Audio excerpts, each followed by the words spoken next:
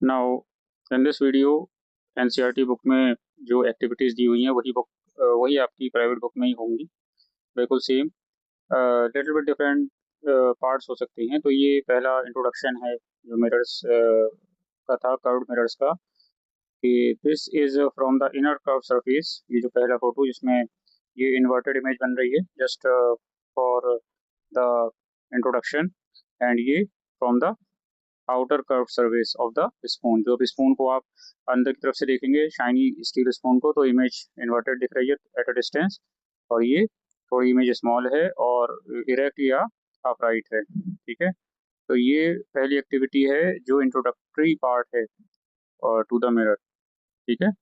तो यहाँ पर कर्व्ड मिरर जो होते हैं, वेदर कनकेव या कॉन्वेक्स, तो स्फेरिकल मिरर्स होते हैं।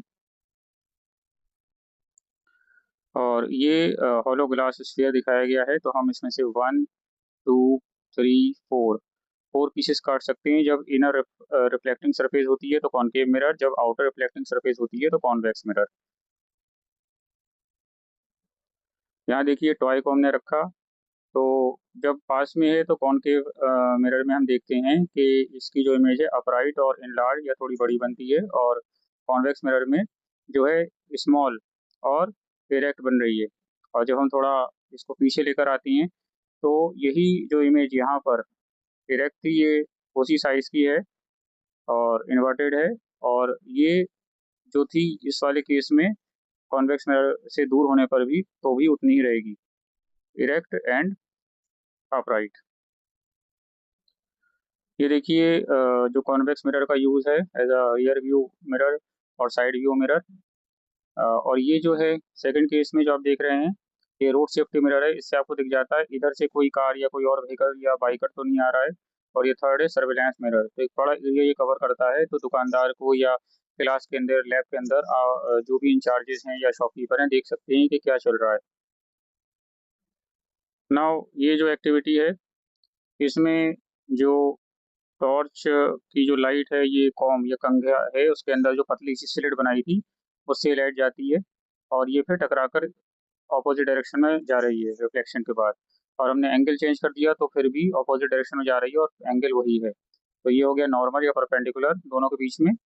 तो ये रिफ्लेक्शन को शो करने का एक अच्छी एक्टिविटी है।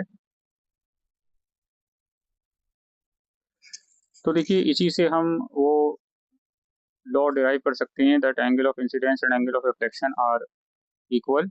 तो देखिए यहाँ इन दिस केस और इन दिस केस, ये जो हमने इस तरह से हम तीसरा केस भी डिराइव कर सकते हैं यहाँ पर। तो तो ये हमने परपेंडिकुलर ड्रॉ किया और उसके बाद हम प्रोट्रैक्टर से हम एंगल मेजर करेंगे, ठीक है। तो ये इस तरह से हम एक लाइन ड्रॉ करते हैं इसके पैटर्न को फॉलो करके, ये जो आपको रेज दिख रही हैं इन केसेस में, ठीक है।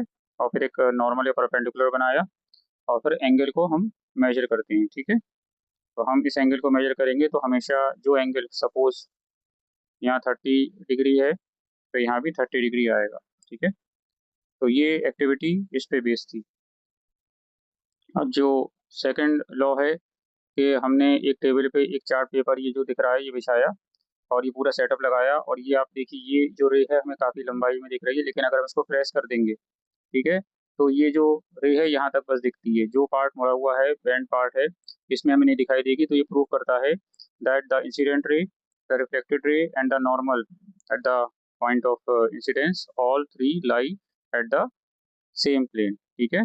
हम कह सकते हैं इन द सेम प्लेन। ये आप देखिए ये जो एक्टिविटी इसमें बहुत ध्यान से दोबारा मैं आपको दिखाता हूँ। तो इस फर्स्ट केस में ये चार्ट पेपर में ये रे जो है यहाँ तक आ रही है, और ये फिंगर, ये देखिए फिंगर से हमने प्रेस किया तो चार्ट पेपर नीचे की तरफ मुड़ गया, तो ये यहाँ तक रह गई। तो इससे ये बताता है that the reflected beam disappear, सभी डिसअपियर हो रही है। क्यों? क्योंकि हमने फिंगर से वो चार्ट पेपर का कॉर्नर दबा दिया है जो टेबल से थोड़ा आगे तक था, एक्सटेंडेड था, ठीक है। और फिर से दोबारा अपीयर हो जाता है जब इट इज फ्लैटेंड अगेन, ठीक है। तो सेम प्लेन, एक ही प्लेन पे ये सब चल रहा है। ये आपकी रिफ्लेक्ट इंसिडेंट रे है, ठीक है, और दूसरी रिफ्लेक्टेड रे है। और ये दोनों जो रेज हैं, बाद में हम इस पे परपेंडिकुलर ड्रॉ करेंगे, वो तो हमें करना पड़ता है।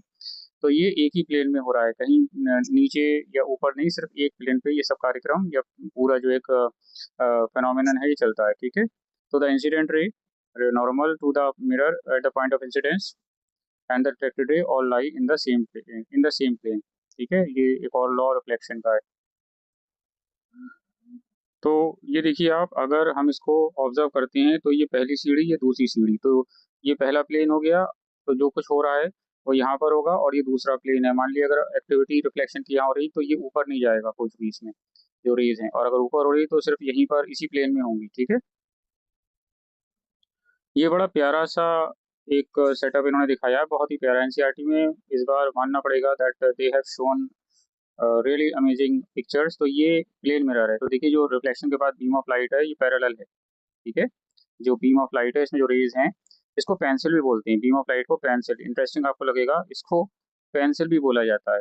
अच्छा, लाइट के बारे में इंटरेस्टिंग चीज़ ये है कि लाइट इटसेल्फ साइंटिफिकली इनविजिबल होती है, लेकिन it produces in us the sensation of vision. Brain का वो पार्ट जो इसको रिसीव करने के बाद जो आसपास की चीज़ों से लाइट टकराती है रिफ्लेक्शन के बाद हमारी आईज में एंटर करती है, इसको रिफ्रैक्शन बोलते हैं। तो आप इसको आगे पढ़ेंगे। तो ब्रेन का वो पार्ट जो विजन में हेल्प करता है, तो इस वजह से वो सेंसेशन ऑफ विजन, हम अंधेरे में चीज़ें क्यों नहीं देख पाते हैं, क्योंकि लाइट ही नहीं है कहीं।